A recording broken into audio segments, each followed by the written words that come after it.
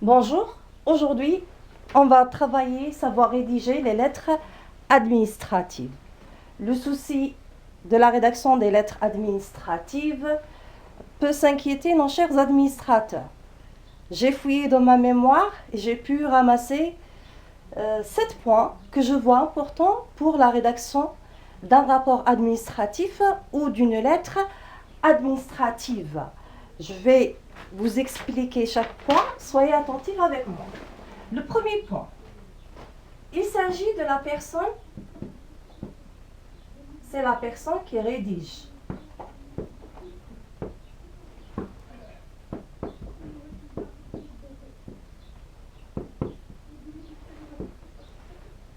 La personne qui rédige un rapport administratif, elle n'est pas une personne ordinaire. Elle doit posséder quelques qualités, telles que par exemple l'honnêteté. On parle d'une personne honnête, en général claire et aimable, et elle sait ce qu'elle rédige. Quand on parle de cette personne, elle doit posséder le sens vrai de la responsabilité. Je note à chaque fois, je résume un point, donc le résumé pour chaque point. Le sens vrai. Excuse-moi, le i, le sens, et un point sur le i, le sens vrai de la responsabilité.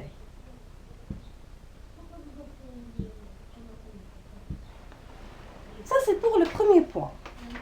Pour le deuxième point, quand on parle d'une lettre administrative, on doit préciser le bon moment. C'est le moment de la rédaction.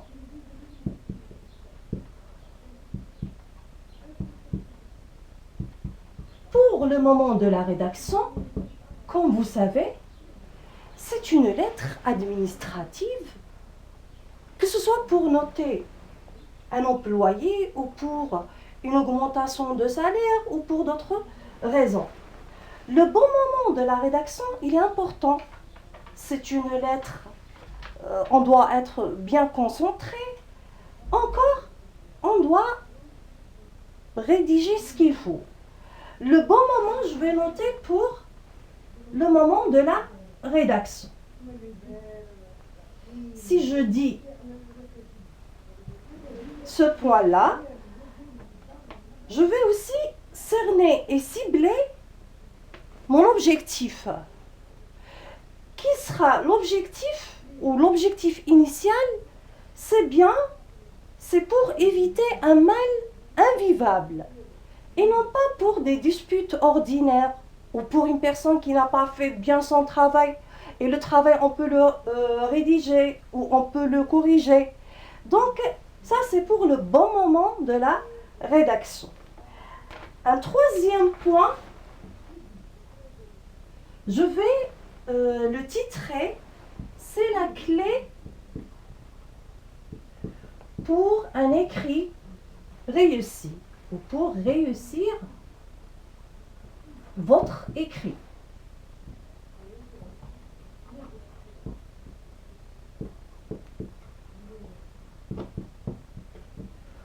Pour ce point-là, le rédacteur doit rétablir la vérité. Et il faut rétablir la vérité. Rétablir la vérité et non pas le doute ou les intérêts ou d'autres objectifs pour le rédacteur. Le quatrième point, on peut parler maintenant du destinataire.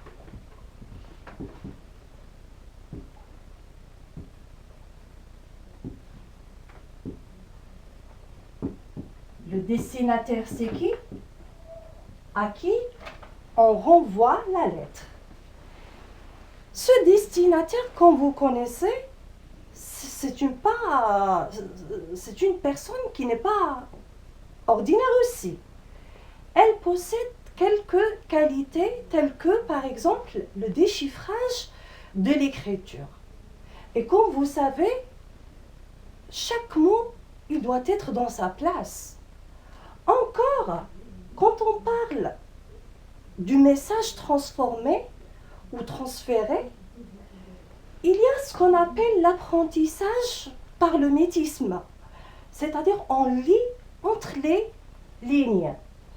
Le destinataire doit voir ces qualités-là. Donc, autrement, je peux ajouter, comme j'ai dit, donc, une option, avoir l'option, et cette option, c'est la politique de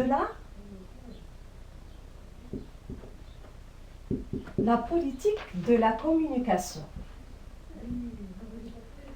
Cette politique, elle est importante. C'est un don.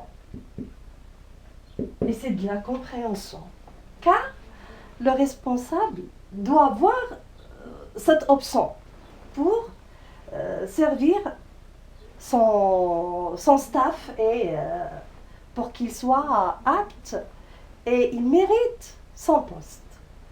Le cinquième point, ce sont les points que j'ai vus importants. Revenons au destinataire.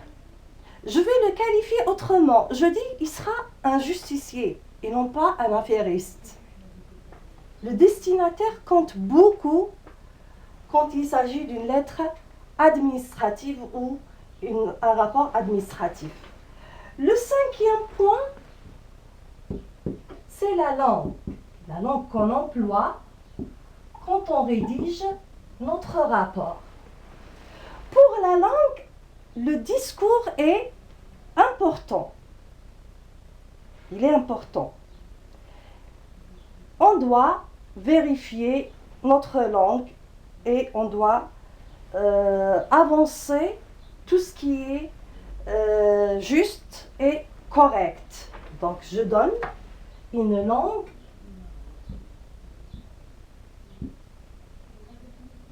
vérifiée.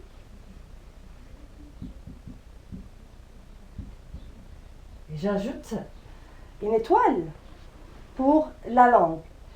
Le sixième point, je peux le résumer, l'espace et l'organisation de votre écrit. L'espace et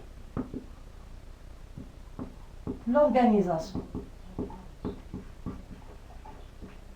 Quand je parle de l'espace, l'employeur ou le responsable, il doit être dans sa place, dans son bureau. Et pour l'organisation, aussi, on parle de la concentration. Il doit être seul, par exemple, car le papier peut servir la personne à qui on envoie le rapport ou la personne qu'on rédige. Maintenant, on peut être accompagné. Dans ce cas-là, la personne qui nous accompagne, elle doit avoir une qualité, c'est la prise de contact. C'est-à-dire, elle sait quand est-ce qu'elle prend la parole. Donc, dans ce cas-là, je résume ce point et je dis, il s'agit d'un moment, il s'agit d'un moment de concentration.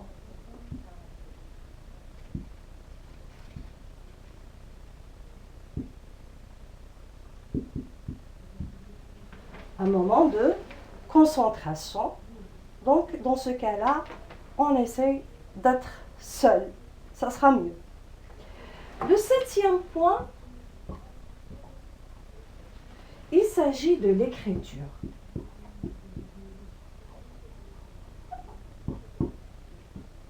Le septième, c'est l'écriture. Dans ce cas-là, comme vous savez, vous les responsables, votre écrit, ça sera un papier peut-être administratif ou un papier. Le septième et le dernier point, c'est un papier d'archives. Encore, je peux dire, il faut ramasser une armada de justifications, car écrire, c'est un art.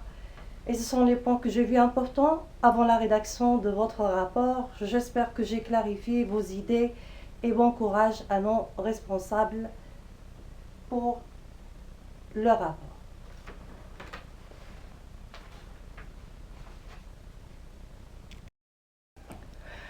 Pour concrétiser ces points, les 7 points que je vous ai donnés, j'ai choisi comme exemple 2 types de lettres. La lettre de motivation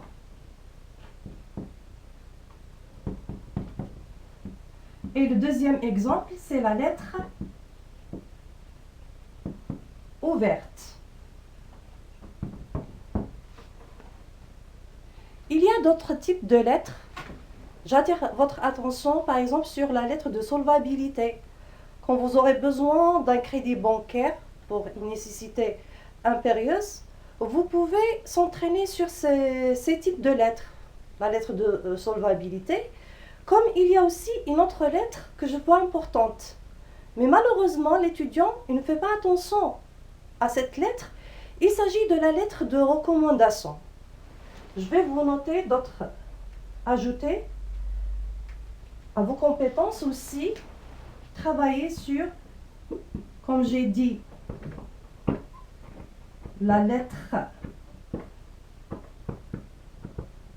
de solvabilité. En plus, bien sûr, travailler sur ces exemples et la lettre de recommandation.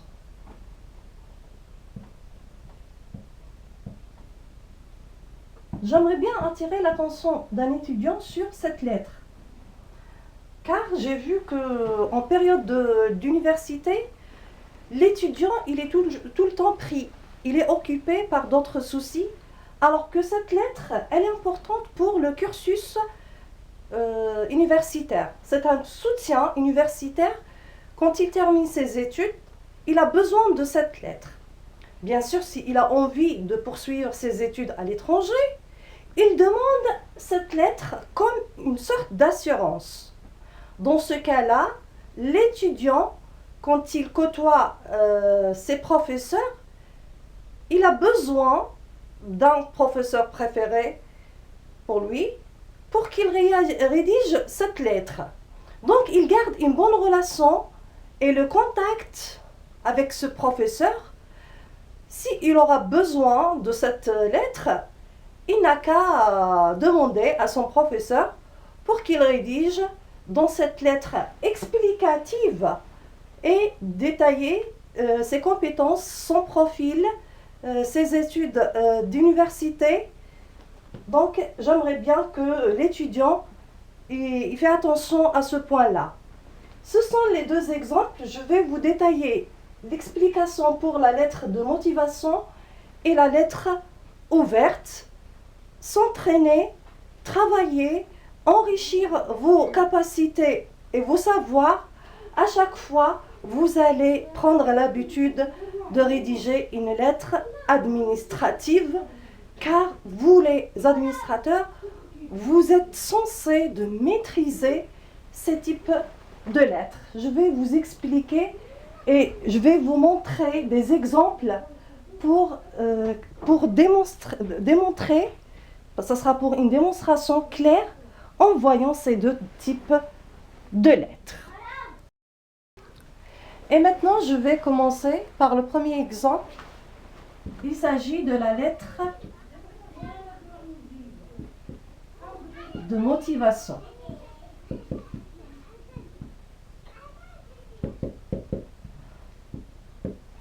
Comme le nom l'indique, c'est une lettre qui exprime votre motivation. Vous allez proposer à un recruteur, à un employeur potentiel qui a de la potentialité, votre profil.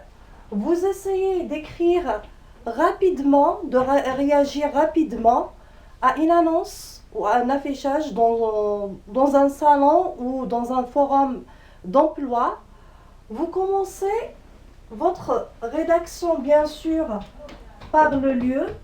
Après le lieu, vous notez la date et l'objet. L'objet, il ne faut pas le souligner. C'est une lettre écrite bien sûr sur un espace blanc non ligné et vous laissez les marges. Après l'objet, cette lettre de motivation se compose de 3 parties. Bien sûr, vous devez la commencer par une formule de politesse. Formule de politesse. Après la formule de politesse, vous réagissez par rapport bien sûr à un affichage. Donc, le rédacteur, il fait référence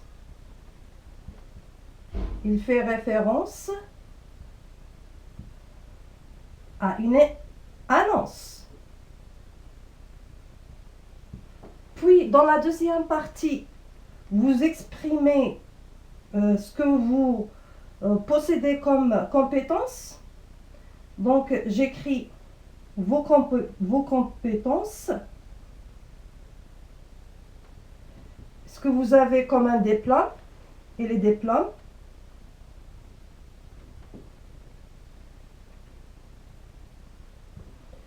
Et la troisième partie, ça sera clairement pour la présentation de votre profil, le CV, et essayer de solliciter un entretien pour voir le recruteur et vous parler ensemble et il voit vos capacités de vue. Vous terminez votre lettre toujours vous commencez par la lettre par la formule de politesse, vous terminez par une autre formule de politesse pour conclure et vous signez votre écrit. Je vais vous montrer un exemple clair, vous allez le voir et vous voyez la différence entre la lettre de motivation et la deuxième lettre que je vais vous expliquer, qui est la lettre ouverte. La lettre ouverte. Pour la lettre ouverte, bien sûr, ce n'est pas une lettre ouverte et non pas fermée. C'est une lettre adressée à un public, un large public. Et le rédacteur, dans ce cas-là, il prend la responsabilité de toute une société ou de toute une communauté. Il va exposer un problème. Il va dénoncer une situation et la lettre, elle est adressée à un responsable politique, une personnalité qui sait ce qu'elle fait ou qui sait réagir après. Ce sera une lettre publiée ou écrite sur un site d'internet online et vous parlez de la situation que vous voulez évoquer. Je vais vous montrer aussi donc l'exemple, vous allez le voir et vous essayez de maîtriser les deux types de lettres. Je vais résumer pour la lettre ouverte et je dis adressé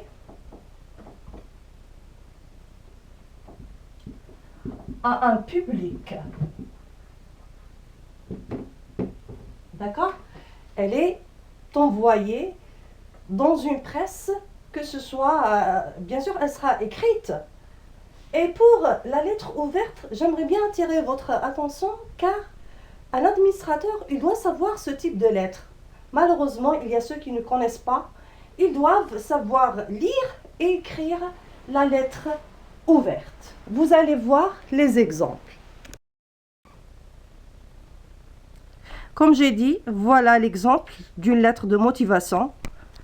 Comme vous voyez donc le côté gauche, il s'agit de l'expéditeur, puis le lieu, la date d'envoi, à qui on envoie, le destinataire, puis l'objet, comme vous voyez l'objet. Donc vous ne soulignez pas l'objet, juste en bas la référence, bien sûr la référence de l'annonce. Après, monsieur, c'est une sorte d'appellation, une formule d'appellation. Je peux dire monsieur et j'arrête. Le premier paragraphe, c'est la réponse à l'annonce, comme j'ai dit. Puis, comme vous voyez, le deuxième paragraphe, il est un peu lent et il est condensé. L'expéditeur, il essaie de montrer qu'il est capable, ses capacités, ses compétences, comme vous voyez, tout ce qui est encerclé, dynamique, motivé, ponctuel, je suis capable. Et il annonce le profil d'une manière vraiment abrégée. Le troisième paragraphe, il montre sa disponibilité. D'ailleurs, il dit « J'aimerais poursuivre avec, bien sûr, avec le recruteur », car le recruteur, il cherche un collaborateur, bien sûr. Et enfin, il s'agit d'une formule finale de politesse. Et comme vous voyez, j'aimerais bien attirer votre attention sur le monsieur, c'est la formule d'appellation. Et en bas, c'est la signature. J'espère que j'ai bien choisi cette lettre et ça sera clair pour vous, la lettre de motivation. D'accord? Essayez de bien rédiger cette lettre car le recruteur, il cherche à résoudre son problème. Et dès la lettre de motivation, il peut saisir si vous êtes capable ou pas. D'accord? Bon courage, je vais vous montrer maintenant la lettre ouverte. Quand on suggère les solutions, on termine notre lettre ouverte. Et comme j'ai dit, la lettre ouverte, elle sera comprise par tout le monde car elle est adressée à un public large. Il peut être profane même. Dans ce cas-là, la prise de la responsabilité, elle est assez importante. Vers la fin, donc soyez attentifs le moment de la rédaction. Et je vous remercie pour votre bienveillance. Que Dieu accorde son salut et ses prières à notre Seigneur Mohammed sallallahu alayhi wa sallam, aux siens et à ses compagnons. À la prochaine vidéo. Au revoir. Et n'oubliez pas de me dire dans vos commentaires si j'ai réussi la démonstration ou pas. Surtout quand il s'agit d'une lettre ouverte, bien sûr. Et si j'ai bien choisi pour le groupe SATEF, vous essayez de lire la lettre ouverte et de me dire ce que vous pensez dans vos commentaires. À bientôt. Merci.